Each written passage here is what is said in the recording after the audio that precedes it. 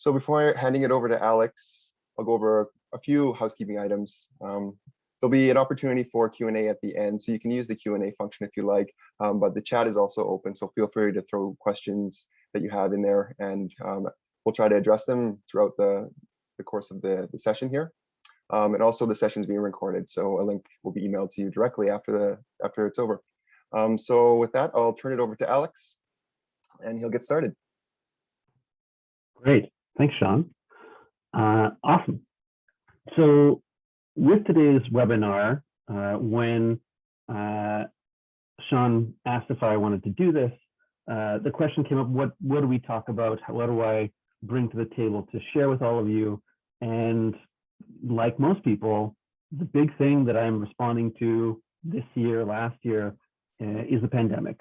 An increased use of staying at home, of being in front of screens. And so now lots of people have questions. What am I doing? How is this affecting my life, my lifestyle?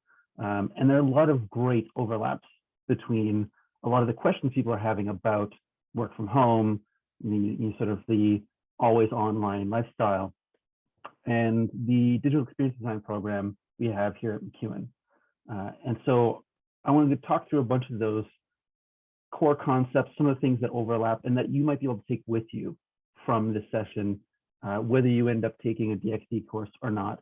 Some of these things are just fundamental stuff that can be applicable universally. So one thing I want to do before we get started, because this is a webinar about digital technology being presented on digital technology, I just want to do a little bit of a check-in with everybody that is participating with us today. Looks like we got 16 of you. Just really simple, little bit of feedback from you. There's a chat feature, sort of a chat window in Zoom here. I just want you to give me a, say 1 to 5, 1 being not great, 5 being really good. What is the quality of my sound? How are you hearing me right now? I just want to get a good sense what's going on your end of the screen.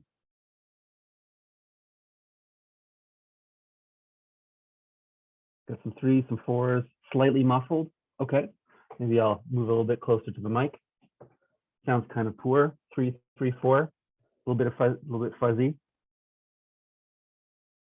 Okay, cool. So not great, but could be better. I'll see maybe if I enunciate a little bit more, that will be a little bit better. One of the big challenges I think a lot of people face during this pandemic is that there is what you hear and what you see on your screen, and that might not be anything like what somebody else sees on their screen or what they're hearing on their end. And that sort of fundamental disconnect of experience can be very frustrating for people. So I want to bring that up at the very beginning here. So one thing I'm going to be doing, at a couple of points in the presentation today, asking for some of your feedback, some input from you. There is also a sort of Q&A feature on this as well, and we may use that at the end. If you have any questions throughout, you can leave them in the Q&A feature in Zoom. But if there's anything that I'm asking you to participate in directly in the moment, we will use the chat for that. So, there we go. DXD, the courses here at MacEwan are specifically around product design. Product design specifically geared for the digital. We're talking about designing for digital platforms, utilizing digital technologies, but the core of it is still product design. A product in the 20th century defined by manufacturing, put on shelves. There's a distribution in infrastructure to get it from the manufacturer to the packaging to the storing onto the store shelves, and you eventually buy it. And it looks very much like this, the sort of store shelves in a grocery store. And many of the design principles behind product design is rooted in this 20th century artifact. But we are transitioning that into a 21st century thinking. towards something where digital technology is as important, if not more important, than all the physical things we have in our lives. And very much so, many people's experience over the last year has been like this. Like I'm talking to you right now. It is over this virtual space through pipelines, carrying my signal from my computer through the cables, through the internet service providers to you, and then back again. These signals that transfer very quickly that we don't really care too much about technically how it works, but we do care about how it feels, what it's like for us on a day-to-day basis. And very much so that this is in contrast to, an in-person experience, the prior to the pandemic work experience that might have been looked like this, or even less inviting than this. And there's a huge question right now, what is happening to our world as we get more and more geared towards digital interfaces, towards digital experiences. And I pulled a little bit of data. A study that was done over the course of last year, polling young adults. How has the pandemic changed their lifestyle? How has it shifted their usage of screens and their daily routines? And what they found was about 3.5 hours a day was dedicated to screen usage with these participants prior to the pandemic. And they slept for about 6 to 7 hours. Here, the average they found was 6.85. And this is something that I very much understand as being the reality that I was familiar with. Even somebody who works a lot with computers, how much time are you spending in front of that computer could be somewhere from 3 to 6 hours, depending on what your actual workday was like. Now, going into the pandemic, into a space where just to work, just to participate in day-to-day life, you have to be online for pretty much everything. And so that shifted to, for some people, to a huge degree, so where they're online all the time, every single moment of the day. But for at least an average amount of people, it added almost 2 hours of screen time to their day. So this is a lot of time. This is a lot of your time spent in front of the computer. One computer or another. It could be a laptop or a desktop computer or the cell phone in your pocket. It's another form of computer. And this has been a huge change over the last year, where people are feeling burdened by this. There's a huge feeling of just being sucked into our screens, and you haven't seen the outside in a couple of days, or the sort of doldrums of the winter were especially bad this year because people didn't have the need to go and travel around the world as much, even their local environment as much. And so you have this big shift in what people are doing, where they're adopting hobbies that are very physical, very anti-screen, if we might call it that, where they're doing things with their hands, they're doing things where they don't need to look at a screen.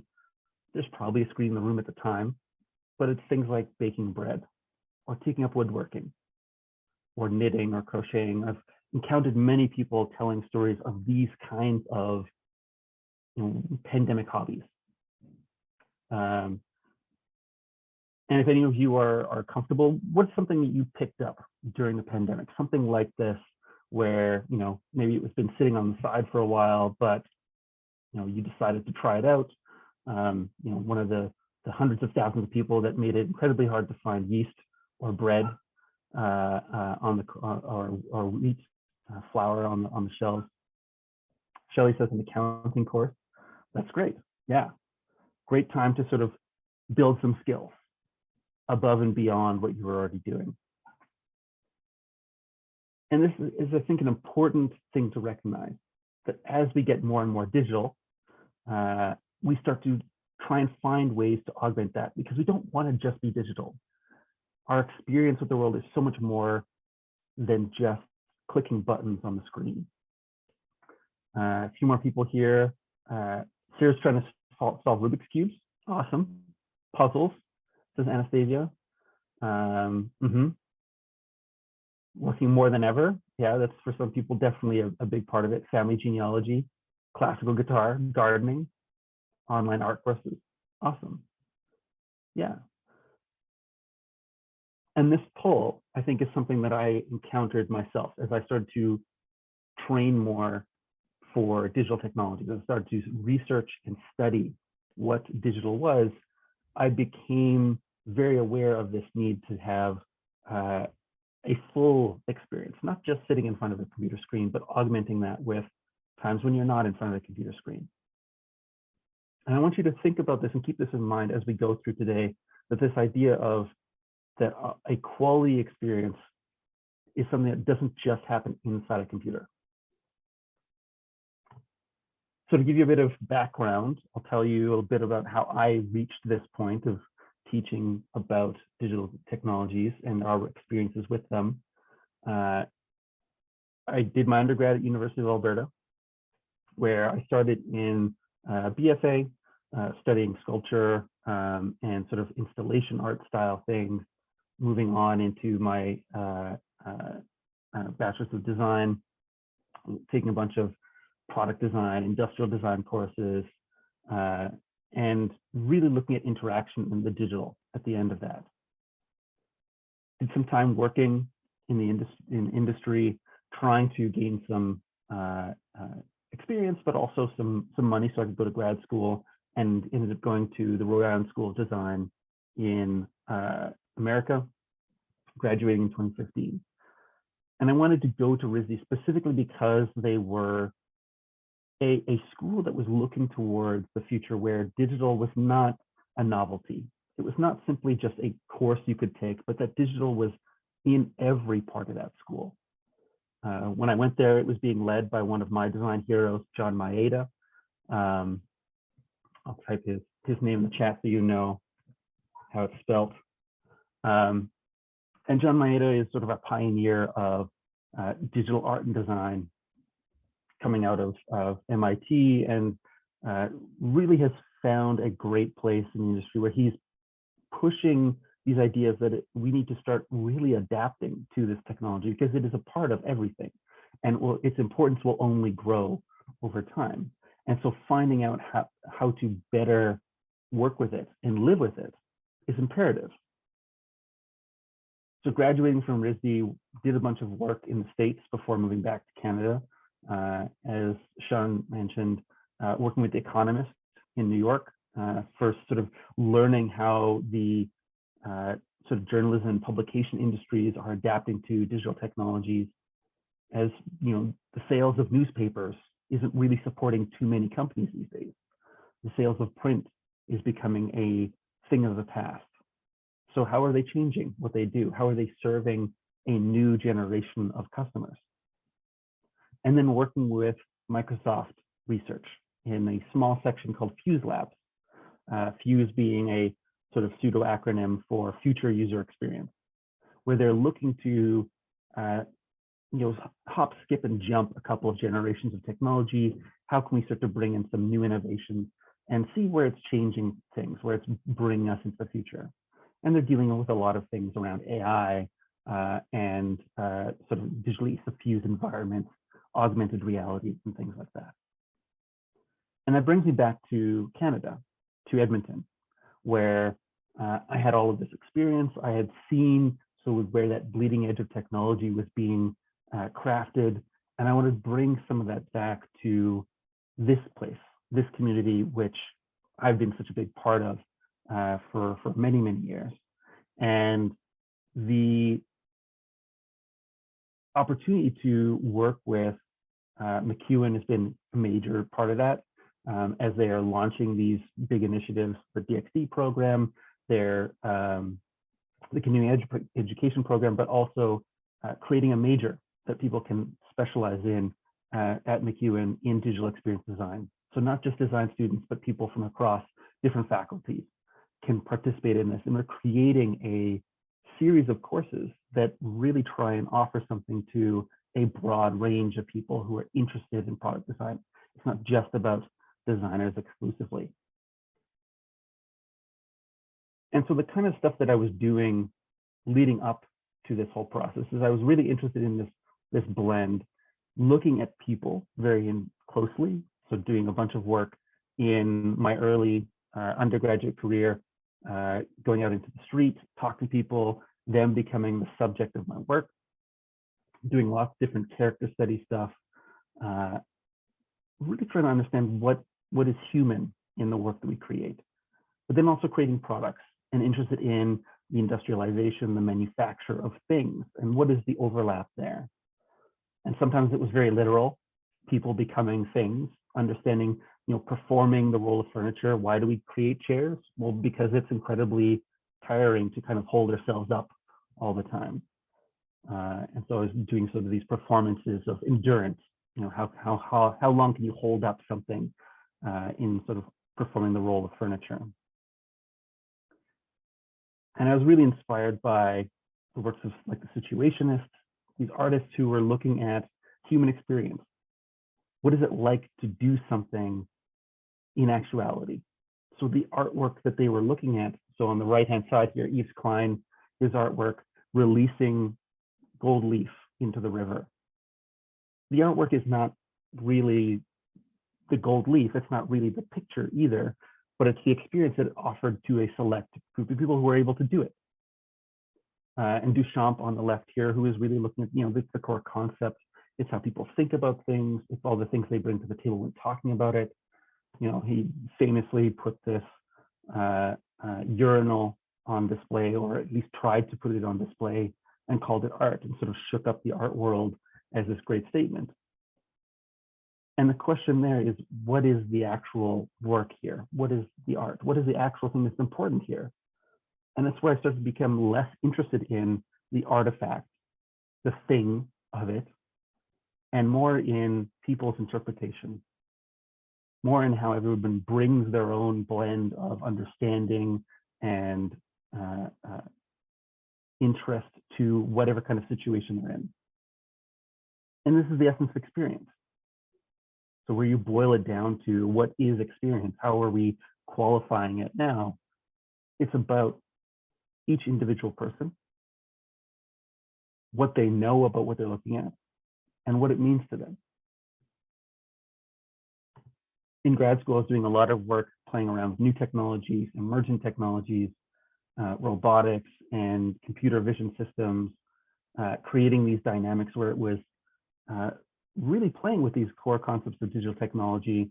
What does it mean to interact with something that's digital, that's being controlled by somebody else elsewhere, and you're just seeing the computer side of it? And I was playing around with the way that people feel about these things. So it's not just a cold calculating thing, but there are real emotions involved. This idea of this teddy bear that has this very graphic hole in its head. And that hole is where it's sort of ergonomically shaped for your own head. You put your face inside of it. It becomes this little cinema space, this little screen space, very different from the screen devices we have right now. But it becomes interesting because you can hug this thing. It becomes this very personal experience for somebody. And that emotional connection kind of overriding a lot of the revulsion somebody would have at the beginning. So where at the beginning, this sort of hole in the head idea is very scary, but as soon as you start trying it out, all of a sudden becomes very warm and comforting. And there's a great landscape to play around with there. And there's lots of opportunity for people to take product and product design into really interesting spaces, where it's not just about spreadsheets or websites, but it becomes very human in a lot of its visualization, a lot of its experience. And I was interested in, where do these ideas come from? It's a lot of science fiction. It's a lot of questions around digital technologies that making our lives worse, making our lives kind of feel like these dystopian science fiction films we see. The Matrix comes up a lot, but also this other Keanu Reeves film, Johnny Mnemonic, this idea of, these really kind of terrible places to live where digital technology is the cause, but also the solution to a lot of life's problems. And so a big part of my time in grad school was not just about creating these things, but also creating discussions around it, getting people to talk around where are these ideas coming from, are they participating in making life better or worse? Digital technology, if it is everywhere, what is it actually about? What's important to think about when you're creating them? A big influence for me was William Gibson, so the writer of the original story in Johnny Mnemonic. And here, one of my favorite quotes of his, that he's not an early adopter of technology. He doesn't really care too much about, is it the next greatest thing? But he's interested to see how people respond to that technology.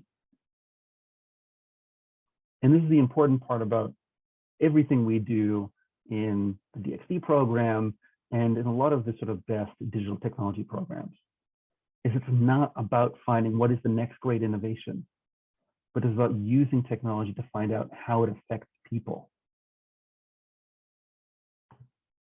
I was working a lot with undergrads, and I was doing some teaching as well, playing around with products that allowed people to kind of participate in crafting these new ideas for the future, giving people the opportunity to take into their own hands what the future will look like and what the technologies that they'll end up using, what it will do for them. A lot of my stuff that I was teaching around that time, RISD is great because it provides lots of opportunities for grad students to teach. What I was doing in these courses was getting students to kind of project a little bit into the future.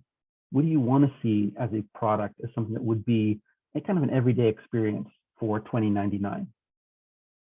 You know, so here are examples, people who are doing sort of virtual reality, commercial experiences.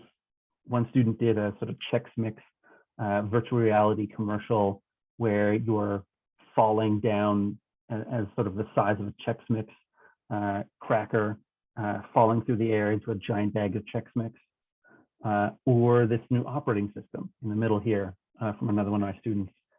So these bizarre floating interface spaces with typography dynamically changing in a way that you can't really do on computers right now. And all of this is based on understanding what does it mean to actually have a real human experience and translating that into the digital. I brought this to Microsoft when we were dealing a lot with physical space and digital space, what happens when they layer on top of each other. It's not just about putting a screen in like a corner store or something, or you go to the park and there's a little digital display, but what are the actual dynamics that can be created there? How do you make that experience better for somebody, not just sort of have this piece of technology that's probably not going to work super great for people? And so there are all these ideas. It's a very fruitful place to apply creativity, to start to apply questions of, what do I want the world to look like? What do you want your future to feel like?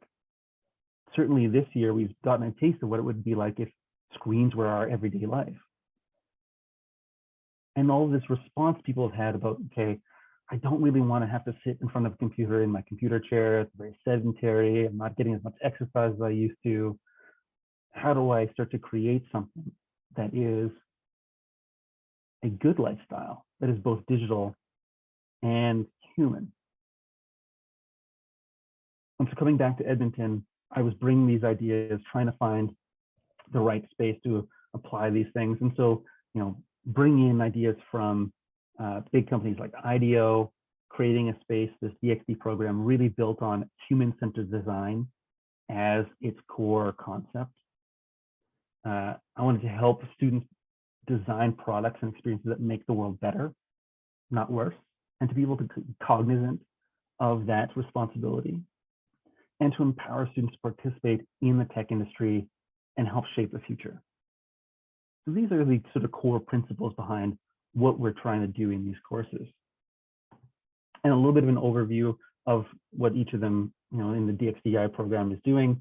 So the very first one, you get a very general introduction, foundational skills. People are coming from different backgrounds, not necessarily design. so that there's a space for you to learn some things, bring your own experience to the table, and build from there. 102 goes into a few more things that are a little bit more complex. If 101 is more about websites, 102 is more about apps, and so these new platforms. 103 is about getting information from users, things that are becoming a little bit more interactive, a little bit more complicated. And 104 is capping all of this off by having you apply all of this learning, focusing it into a product that is all your own. That idea of shaping that future. What do you want to see out in the world? And then getting the space to be able to do that. An example from one of the past DXD students, their work, coming to this class with really no design training whatsoever, and spending a lot of time both finding where they can get that kind of experience and practice, but also learning what they bring to the table as well in terms of the writing and the relationship between the person and the interactive system. But because there's such a comprehensive area of study, there's lots of different ways in which we can approach it. You don't necessarily need to be the best designer to be a really good product designer, product maker these days. That knowing how to craft experiences doesn't necessarily mean you need to know how to paint a good picture. They're different skills.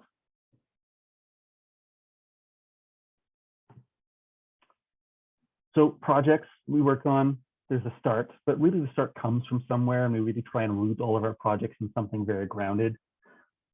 All the projects get a lot of iteration and feedback. There's skill progression from each one of the courses. And then the end result, if not a final point, I mean, certainly no project is really finished ever. It's just when you choose to stop. But we try and aim to have all the projects be a quality visual representation of what you learned.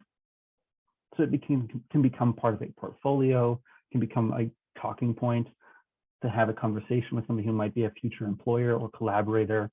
And this is really the goal of these courses. We follow the double diamond structure. So if you're ever curious, how do I start thinking about the complexity of a big project? At MacEwan, all of our design courses bring it back to the double diamond. That there's a problem you start with and it comes from somewhere. You spend a bunch of time researching that problem, first trying to sort of broaden your horizon, expanding what's possible, and then you're trying to bring down the complexity a little bit to sort of the problem definition spot in the middle. Then you expand again, creating a bunch of different iterations about what's possible, what are the possible solutions to that problem. And then you refine it down again, finding that one really strong solution that you can really stand behind.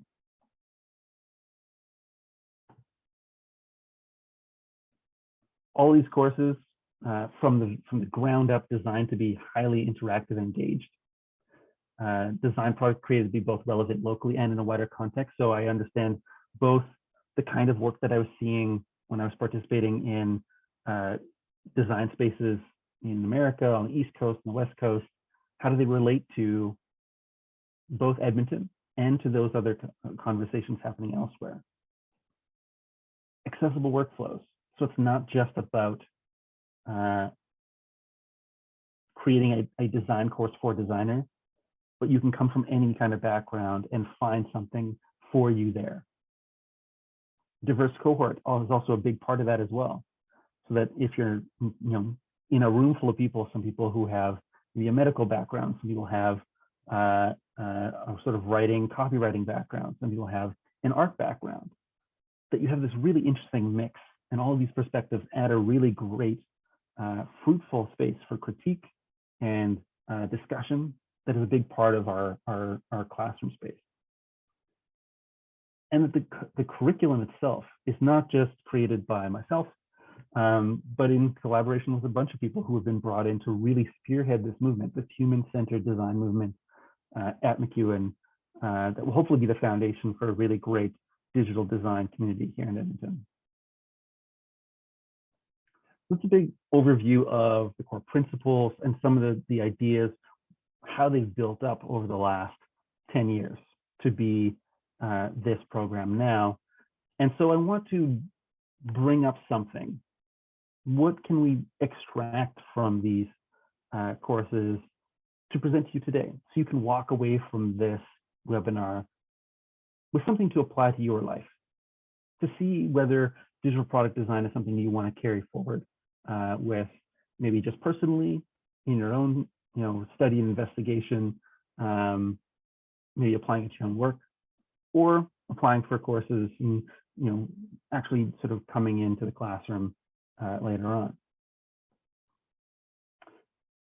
And the goal is to think about, how does digital technology relate to your everyday life, to your real human existence, not just the computer screen in front of you, but to the world around you in general. This is the idea of the universal approach.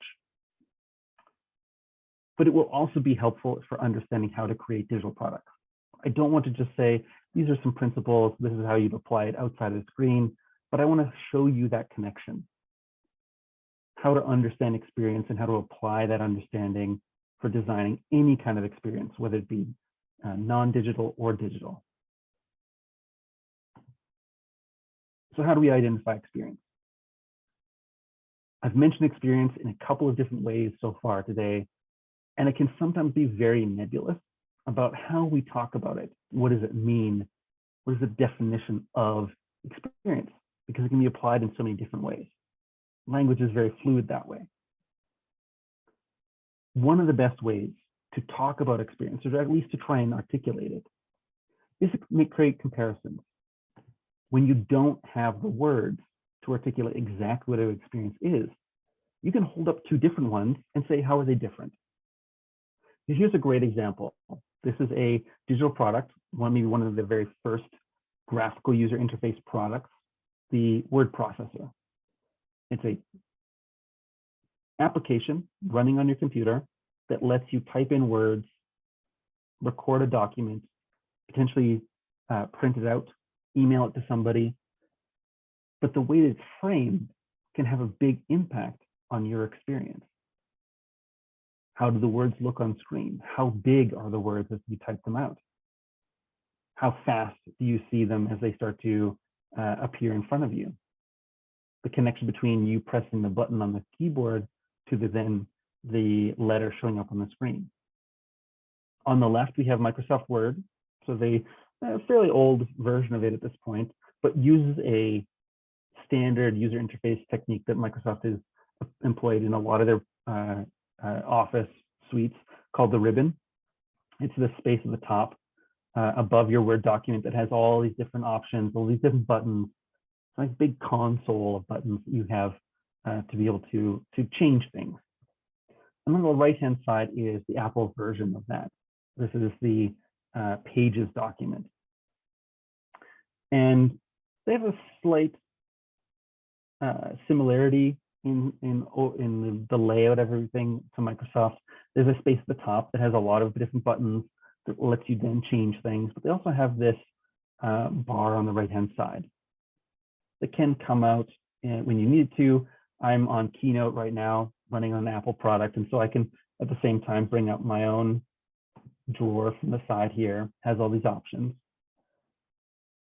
And based on what you're familiar with, what you use at home, whether you're running on a PC or on an Apple, one of these things is going to feel more inviting to you than the other.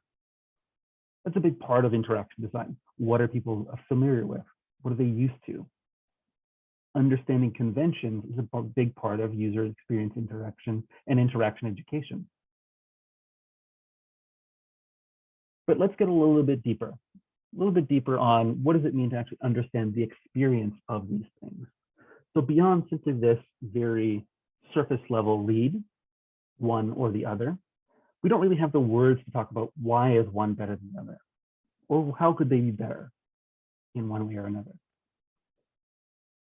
So one of the tools we use in interaction experience design is the scenario. And the scenario, very simply, is a little bit of narrative telling a story of somebody's experience. So I want you to imagine for a second, it's a better time.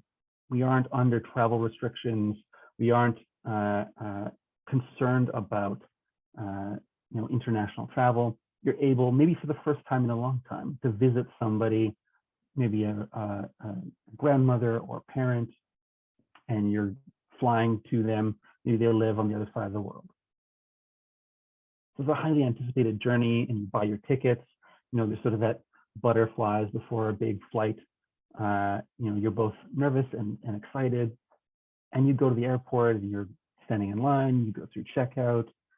It's pretty busy at the airport, but things move smoothly.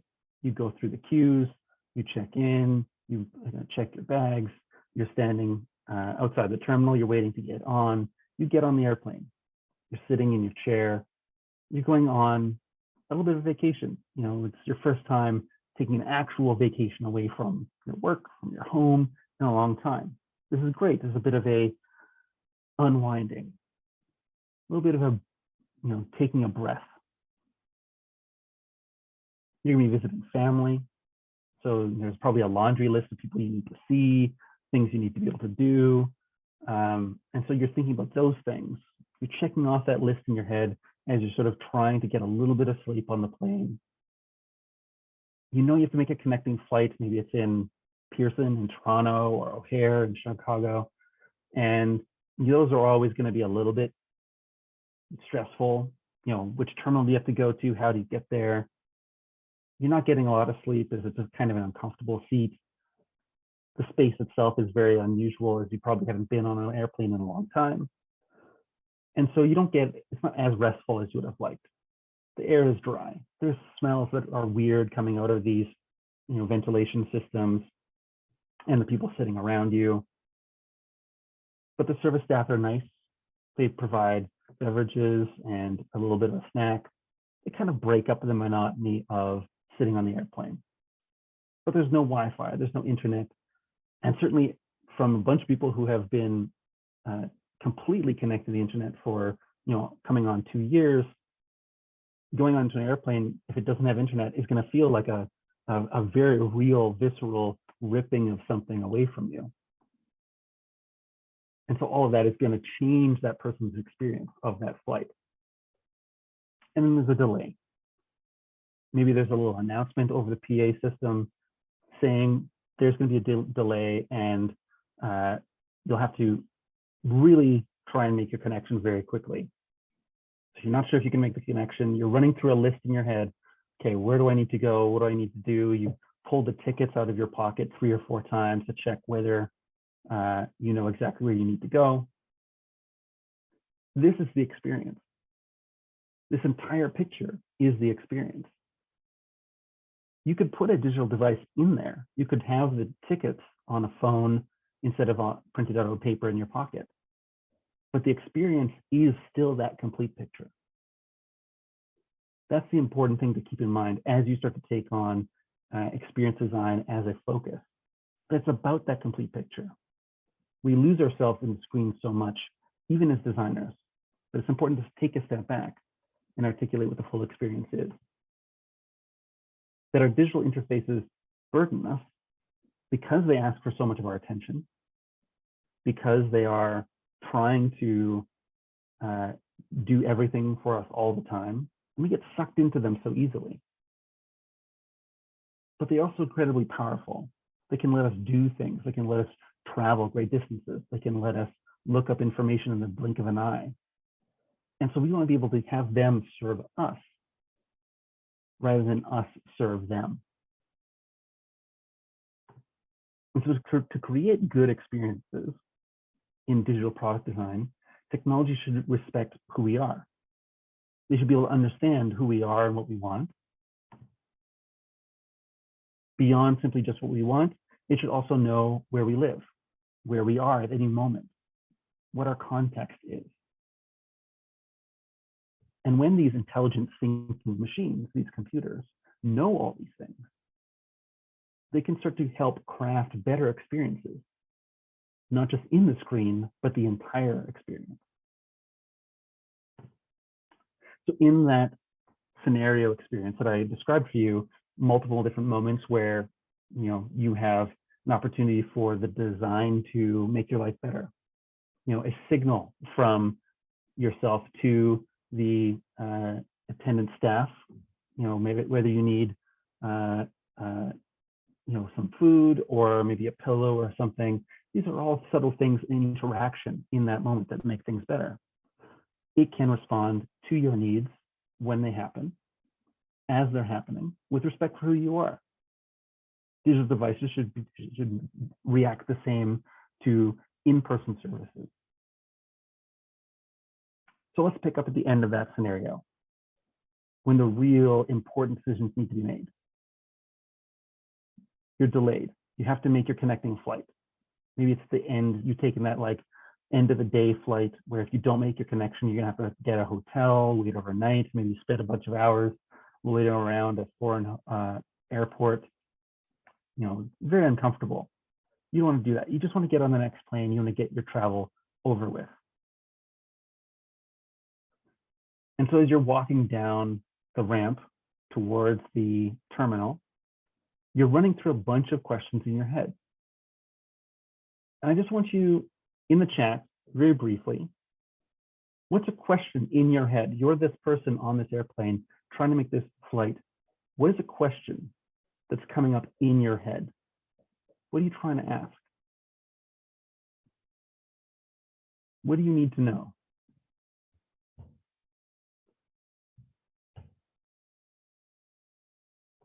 Barry says bathroom location. Absolutely. If you're going to have time to go to the bathroom between your current flight location, looking at where you entered the terminal and where your next gate is, you've got to know if you have enough time for that. Where the next gate is. Is it in this part of the airport? Do you have to go to another part of the airport? If it's a big place like Heathrow in London, you might have to go on some kind of transportation to get there, like a little light rail or maybe a little bit of those automated walkways or something. Sergey says the travel path, the next flight. Absolutely. Is there a path you can follow? So you're thinking all these things in your head. So each one of these questions you just asked, is my luggage going to be lost? Is it going to transfer with me? Absolutely. If you don't have it on you, there's going to be an open question for that. Each one of those questions is something the user, in this case, this person entering the airport, is going to be asking themselves, and they're going to be looking around their environment to find something that is speaking to one of these questions. It might be an actual person, and certainly there are going to be people around who you can ask questions. But if you're one of 50 people coming off the airplane and there's one staff member at the end of that walkway, they're going to have their hands full. Maybe you don't have time. You're going to be looking around for something to serve you. This is another great way to identify a quality experience, is that when the user has questions in their mind, is there an answer for them right there in front of them? Or at least some way that lets them answer that question for themselves if I take a couple steps. So as you enter into the airport, what does the user need? Big question. What are they looking for? What direction are they headed towards? What words are they scanning for? So they're going to be looking around for, okay, connecting flights left versus baggage claim right. Cool. Two paths I can follow. I'm going to take one or the other based on what I need personally. What are they looking for? Oh, they're looking for some kind of indication of where their flight connection is going to be. If it's printed on the ticket, they know, okay, I need to go to gate 4C. I'm going to go in that direction. When you're designing anything, especially if it's going to be interactive, you need to have these things on screen so that anyone who enters that space will have something to respond to questions they have in their head. If they're not going to see something that appeals to one of these questions, they're going to spin in circles. They're going to have to maybe go one way first and then realize, okay, I'm going the wrong way. I got to go the other way. They're wasting time. One of the best ways to understand if any kind of thing, if any kind of product experience is good or not, you assume that scenario of the person trying to make a connecting flight. How fast do they have to move? How quickly do they have to make decisions? How much do they have to prioritize really important questions? And if you can do that, then people who have more time, who don't have to make the connecting flight, are also going to be served. It's not going to be overly problematic for them either, but you're serving the people who have the most amount of restrictions on that experience. We can and should design better digital products, but it's not okay to design a product that doesn't respect somebody's time, that says, oh, I'm just designing a product for the person who has a lot of time, doesn't need to make that connection. But you need to be able to design it for people who do have to make the connection, and then also to be able to serve those who have a little bit more time, a little bit more relaxed schedule. How do we do it? We do it by understanding how people think and how they feel.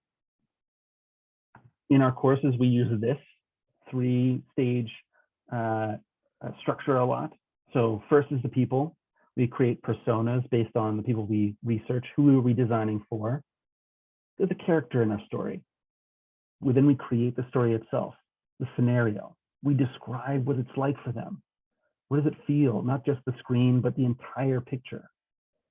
And then we articulate the goal. And this goal should be very clear. What do they need? In this case, in the airport, the person needs to make their connecting flight. Cool. They can make a bunch of different decisions about, what path to follow, what screens to check, departures and where different planes are located, whether to visit the bathroom or not. It's all going to be based on, can I complete my goal? And to keep that in mind, so that we are appealing to what the user wants, not we as the designers what we want. But people are complex and diverse. People come from different backgrounds, right? The person exiting off the gate enters the airport, they start traveling along, they end up on the wrong side of the path and bump into people, which is a sort of a negative experience. And they bump into people because maybe wherever they landed, they don't have the path on the left thing that we have here in the West, based on how we drive on roads. That sort of example of crowds moving around each other might be different in a different area, different backgrounds, different cultures approach problems in different ways. And so you have to study people to understand the individual considerations for those people. Experience is the why, the what, and how of a product. That in order to create really good products that respect people and who they are, you have to do a lot of this research. You have to understand who people are. Here from the Interaction Design Foundation, which is a great resource for both new people and for professionals. A good user experience is one that meets a particular user's needs in the specific context where he or she uses the product. And so to understand what those particular users' needs are, you have to do research.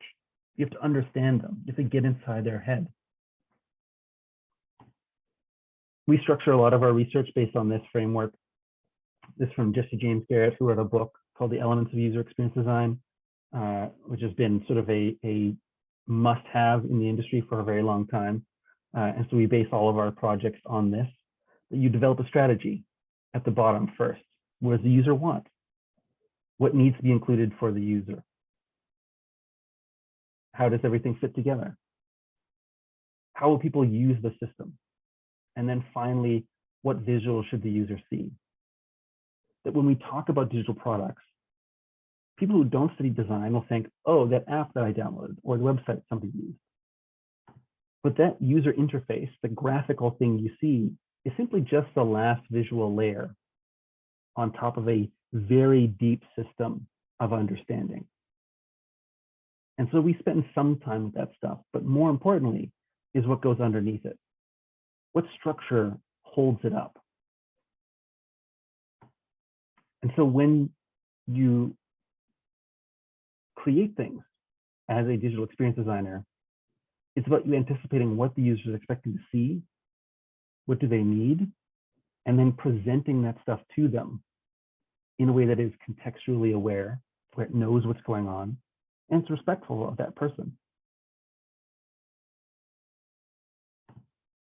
And so here again, we can look at this example. The word, Microsoft Word and Apple Pages. And on the left-hand side, we have this big strip.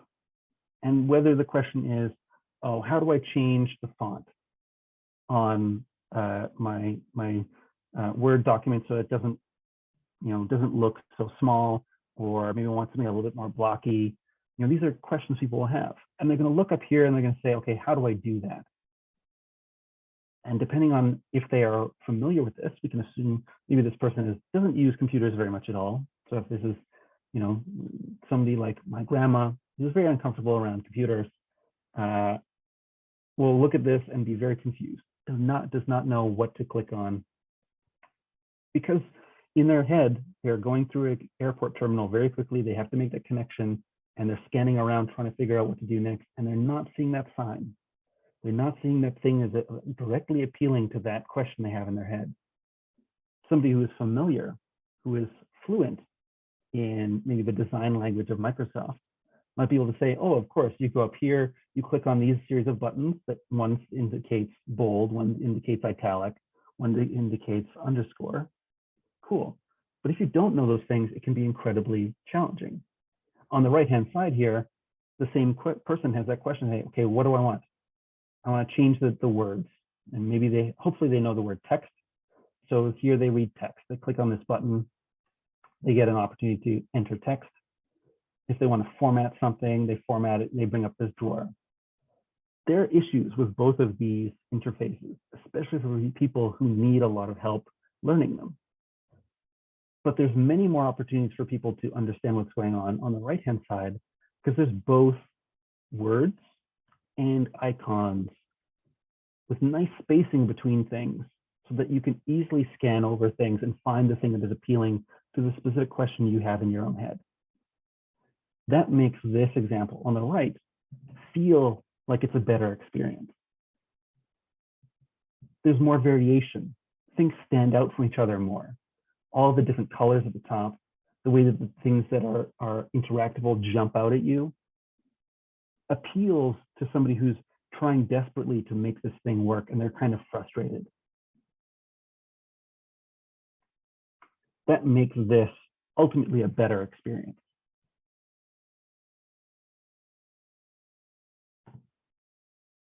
The information that is important to the user should be the easiest to find. So we'll bring up another example, and this is where I'm going to ask for some more input from you.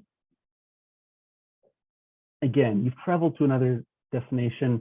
Maybe you're the same person that was on that flight before. You've made your connection. You're now, I think this is in Norway. I believe this is Norwegian. The image of this grocery store is from WikiCommons. Now, you're in a grocery store. You've been asked by your relative to pick up something on your way to dinner. They need some last minute stuff, but it's a foreign country. You don't know the language, you don't know their conventions culturally, but you're being asked to pick up something. Somebody just give me an example. What's something they would be asked to pick up on their way to visit their relatives from the grocery store? Bottle of wine. Yeah, it's a good thing. That's a food item. Milk. Perfect. All right, so let's do milk. So you ask to pick up milk. Even maybe more specific. Maybe they're specific about this. They want organic milk. So you're going to the grocery store. This is what you see in front of you. You have to pick up organic milk. You don't see somebody to ask. Maybe you don't even speak the language, so there'd be a language barrier anyway. How are you going to interface with this environment to be able to find what you need? So we can use those same questions we built out from this structure. Let's ask those same questions. What does the user want? Organic milk. We answered that question already. What needs to be included for the user to be able to get organic milk? Okay, they need to have a sort of refrigerated shelf, someplace where the milk can be stored. Especially organic milk goes bad much more quickly. So you need something like that. And so the user in their head is already thinking like, okay, so probably down this one aisle, doesn't look like there's fridges, so the milk's probably not over there. how does everything fit together? Is there a dairy section? Is there a space where it's all the refrigerated things? Is there a section that's specifically like organic and health food stuff, or is the organic just mixed in with all the other dairy stuff? How things fit together is going to affect how somebody interacts with the space. How will people use the system? Is there aisles to go down? Is there a path to follow on the ground? Are there clearly marked sections in the store? And then what visuals should the user see? This is the last layer we talked about before. Is there a sign? And a sign that maybe is not just words, but also a symbol, so that it can be more universally understood by people. Right? You're trying to go through here, you're trying to find this one item. You're trying not to spend an hour going through, aisle after aisle after aisle, trying to find the thing. You want to be able to get in and out very quickly. And so you want to be able to answer these questions so you can find the best way there. So great, we just used this structure, even in like a very cursory way, to be able to better understand how you would design this interface, the grocery store, to better serve somebody who's after something very specific. Some principles that we can apply here, and you can apply it pretty much universally for any kind of interface, whether it's digital or not. Conventions. How does this grocery store layout compare to other ones you've seen before? If you're in Safeway in Canada and you're Safeway in the US, is there some similarity there? Now, this is in Norway, so probably you haven't been in this brand of grocery store before, but maybe there are some conventions that are still universal. There's like a bread section, and the bread section is kind of far away from like the meat section or like the seafood section. And it's somewhere in between, or a bank of refrigerators that would make sense conventionally. Discoverability. How can people discover things along the way? So that idea of both labels in the signs and icons. Color coding. And empowerment. If somebody makes a mistake, goes down the wrong aisle, can they kind of course correct and try and find their way to somewhere else along the way, or do they have to backtrack? These are all questions that get brought up in the design of all digital products, even though we're talking about a grocery store. Now, if you're curious, this is a big part of not just our initiative at MacEwan, but creating good products for people is now becoming a big part of design for products universally. So Google has a big initiative called Digital Wellbeing. So if you're curious about more of this kind of thing, they're trying to get people to be more conscious of their use of products. There's also designing products that are more considerate of people. And so here they articulate it as a scenario with a person going through, and here they say, when the intention of the user, their goal, is hindered by technology, it creates a bad experience. And when supported by the technology, it creates a good experience. When it helps them get to that goal and doesn't try and deviate them from that goal, distract them, that's a good product experience. So we're running up on time here. I want you to take this kind of approach, this universal approach to interactive systems, whether that be digital or in person, and let you understand, what does it mean to to talk about experience? Look at the things you use on a day-to-day basis. Why does it make you feel tired to use something in like a Zoom or an application you have to use for work? Are the things that you're asking in your head being catered to by the words on the screen? When you have a goal in mind, is it providing you a clear path to that goal? Or is it trying to divert you down weird aisles and not giving you the opportunity to course correct? It's not empowering you to fulfill that goal. These are things that are going to make your life worse, and you can find alternatives that respect your time better, or that respect you as a user in a particular time and context better. I'll leave you with this last example. You're looking at some kind of website. You're asking a question. Okay, I'm going to go to a weather website. Need to know what the weather is.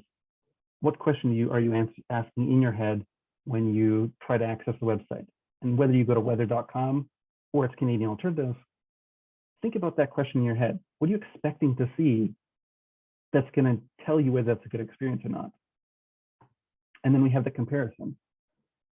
Weather.com on the left and the Canadian version on the right. And I think it's pretty clear.